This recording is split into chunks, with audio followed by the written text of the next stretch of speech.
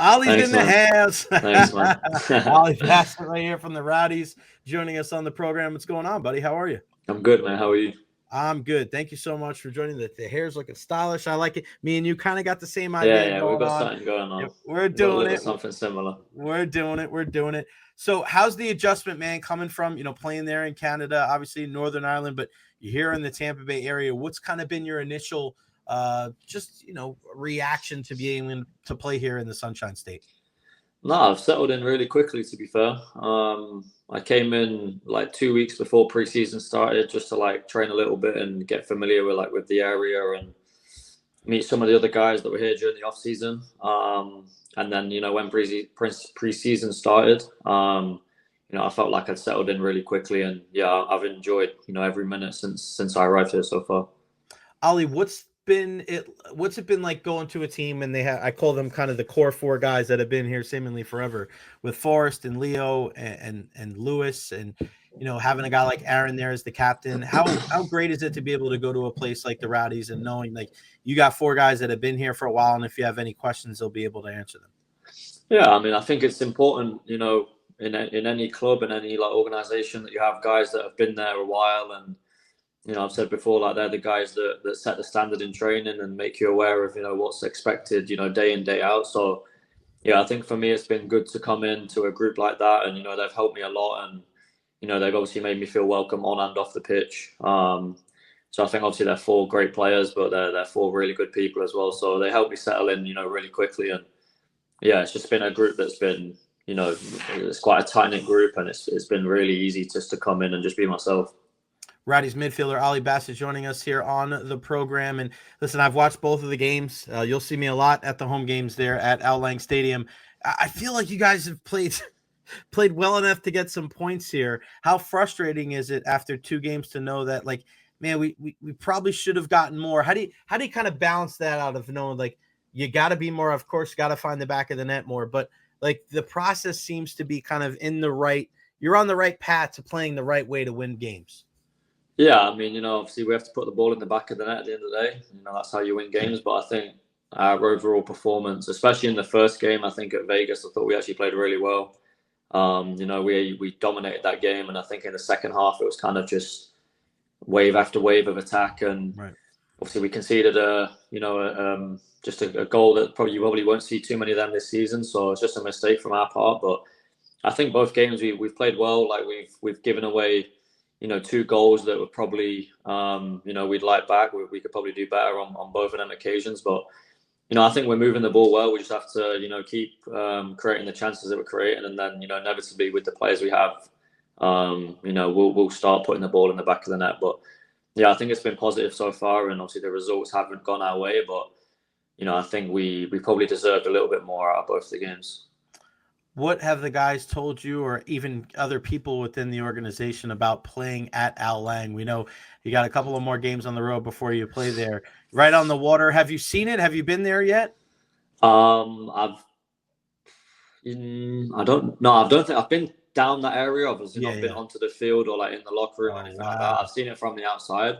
But from what I've heard, everyone says that it's a really nice stadium. Obviously the pitch is immaculate, which is going to suit the way we want to play in terms of like moving the ball and being on the ball. So yeah, I've heard really good things about what it's like to play there. So I'm obviously excited just to be able to experience that on the first home game. Yeah, you're gonna love it, man, especially on the water there with the breeze. Like it really is. And watching the U.S. all over the years, you look at some of the pitches, and then you look at what you guys have at Al Lang. You're gonna love it, man. I can't wait for you to experience that. When you're playing your best, when you're at the top of your game, what are you like out there on the pitch? Is it more of a creation type of thing for other people? Is it more of you finding the back of the net? Like when you feel like, hey, I'm at my best, I got my A game. What does Ollie Bassett's game look like? Yeah, I think a bit of both. I think, obviously scoring goals, I want to contribute as many goals as I can from midfield, from the edge of the box and outside the area. But then it's also, I want to create as many like good chances for my teammates and put my teammates in good positions to score. And obviously I think I'm at my best, obviously, when I'm playing a bit higher up the field, kind of in the final third, maybe behind a striker, or playing with another number 10. Just players that I can combine with and kind of see the game the same way as I do. And yeah, I think just getting on the ball and when I'm confident and when I feel like I'm playing well, then that's when I kind of perform the best. Ollie, I'm a guy that has really tried to help grow soccer here in the Tampa Bay area. Whether it was when I was with the radio or here on the podcast, you see, I got the scarf here. Been a Man U guy my entire life. My great grandparents are from Manchester.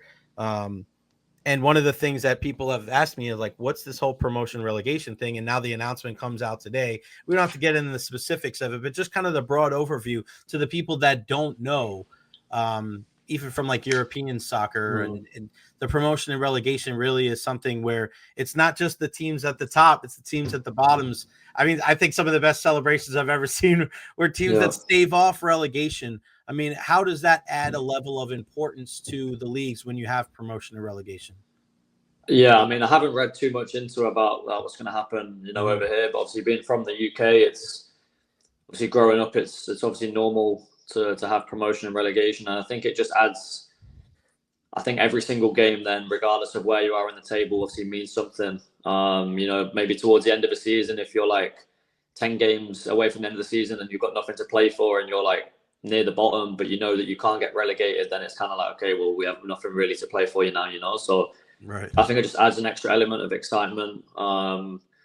Every game obviously is extremely valuable. 3 points are valuable. And then you'll see towards the back end of the season, teams that are near the top will drop points to teams that are near the bottom, like trying to stay in the league. So I think it's obviously going to be a big step forward for American, soccer in general. I don't know if it's been something that's been, a long time coming, but I think it's certainly, the standard way how it is in Europe. And yeah, it's something that I've grown up, my whole life with. So it's not something that's new to me, but I think the element of excitement and just kind of every game, being extremely valuable is something that is going to be, important moving forward. Yeah, I love it. I think it makes a lot of sense. And you never know what you're going to see at the end of the year. Like you said, a team that's battling to escape relegation, they're playing a top tier team. That sometimes is the best match and best game of the year because there's something to play for. When if you don't have that, it could just be just another game, another midweek game, or another Saturday night where the interest level and the excitement maybe isn't too high. Who did you grow up supporting as far as team wise, and was there any players growing up as a kid that you modeled your game after? Yeah, absolutely. I grew up obviously supporting Aston Villa. That was a team I spent my youth career in their academy, so naturally I just kind of started following them. They look good now, man. I mean, they're at a high level right now. Emery's done a great job. Yeah, he's done a good job. We're flying right now, so it's nice to see. Obviously, the setup there was fantastic. So yeah, that was kind of the team that I followed, growing up. And I think the player that I probably modeled my game on the most was a player called Santi Cazorla, who's played for Arsenal. He was he was like 5'4", 5'5", so similar like size to me, and he was playing centre midfield in the Premier League for one of the best teams in the league. And obviously, growing up, it was always like you get told here and there that you're too small to be a footballer, blah blah blah. But he was the proof that wasn't true, And I just think he was the way he played the game, left foot, right foot. I think he was obviously a joy to watch, and I kind of tried to take little bits from his game and add them into mine. You still let that drive you now? I mean, as you know, your size, whatever. I'm not a big guy either, 5'9". I always feel like the only way that I could compete, even playing in my men's league stuff, is I got to feel like I'm 10 feet tall, right? I mean, is that still kind of the thing that drives you today? Like, what are the things that motivate you, even if it's not that, if it is that, and what else drives you? No, I mean, I think now obviously football's probably changing a little bit. Right. Obviously, you need coaches and teams and stuff to kind of believe in you, regardless of how tall you are or how big you are. So it's never really been something that I've listened to, throughout my whole career. I've just thought if I go and play my game and kind of do what I do, then obviously they'll end up having to look past that anyway, So yeah, it's never really been something that I've let affect me. Maybe growing up at the start, maybe it adds an element of doubt. But I think when you get past that, then you just realize that you can be any size, and it doesn't matter how tall or big you are. If you can play the game, then you're going to play at the end of the day. So, right. Yeah, that's kind of what I've carried with me, since I started playing. Who's been the one player on your Rowdies club so far that you've gotten to know the best, or who's kind of been the funniest guy, or just like who's that one person that maybe you spent time with, or that has been like a guy that you've really bounced ideas off of more than anybody? Yeah, I've got along with every single person. Like I don't think I could pick just one guy. I think I've tried to get to know everyone and get to know everyone's personality and how everyone is as a person. So obviously I've took the time to try to get to know everyone, individually, and then as a group, I just try to have a laugh and a joke with everyone day in day out. But I think off the field, there's a small group of us who live in the same like apartment complex. Mm-hmm. So naturally, we just spend more time together, like outside of the training field. So that's myself, Pacific, Nyongaberi, Wubens, Pacius, Nate Worth, and then Joey Skimmer. Nice. So they're the guys obviously I hang around with probably the most, like outside of the training. But when we're in, I'm trying to just talk to everyone and just make sure that I get to know everyone, the same. All right, who is your ultimate five-a-side team? You can't put yourself on it. You're the coach. You're putting your gaffer hat on here, Ollie. Your ultimate five-a-side team for your life. You got to win this game, man. This means everything. Your ultimate five-a-side. You can put a goalie in, or you don't have to put a goalie in. I'm one of those guys for five-a-side. It doesn't matter, goalie or not. It's up to you. It's your team. Ultimate five-a-side. Who you got? For players that I've played with, you can do whatever you want. Whatever you want. So any players, all time. Yep, all time. There you go. No goalkeeper then. Nah. Okay, there we go. There we go. I'm not having a goalkeeper. I'll have one. I'll have one defender, probably like three midfielders. Okay. One striker. All so right, any player. Any all time. Yep. All right, my defender.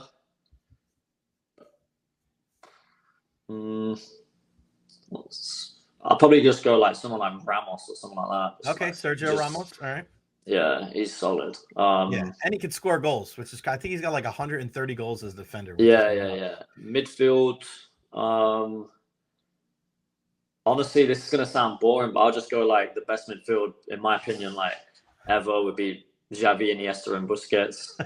And then I'll just stick Messi up front and just let him run around and do his thing. So you got 4 Barcelona guys and a Real Madrid guy. Yeah. They're all like they can all speak Spanish to each other. Exactly. Yeah, I always found that funny. It was like you look at these Spanish teams from those heydays, and it's like the whole Barcelona team, Ramos, and then a different striker because Messi wasn't there. But wow, those teams just incredible. Yeah, midfield was crazy. Just watching some of those videos from Xavi and Iniesta, it's amazing that obviously Busquets too, but to watch what they were able to do on the pitch was just insane. Insane. What would it mean for you? And I know, and it means a lot to the fans that are here in the Tampa Bay area to get, there's 2 stars here, and I've been asking everybody how important it would be to get that 3rd star for you, even though you're brand new, buddy. To come here and help this team that's been around 1975. This is one of the more, tradition-rich teams in the States. To help them win that 3rd star, what would that mean to you? Yeah, obviously it would mean. Obviously, I think at the start of every season, every single team, regardless of how well they've done the year before or how well they've done in their past, every single team wants to, or they say that they want to win by the end of the year. That's obviously everyone's goal, right, like to win. Obviously the stuff happens throughout the season. Obviously you always want to win, but I think the thing that I've probably learned the most out of my career is you want to put yourself in a position by the end of the year to win. So like you can say you want to win, but when it comes to like the last 5 or 6 games, when it comes to like playoffs, you want to like be in contention or be in a position where you can give yourself the best chance to win. I think if you do that, then you take away the element of like having to win and the pressure of having to win, and rather you want to put yourself in the position where you allow yourself to be able to win. So obviously I think that's obviously something that's important. That's something that obviously drives us like every single day.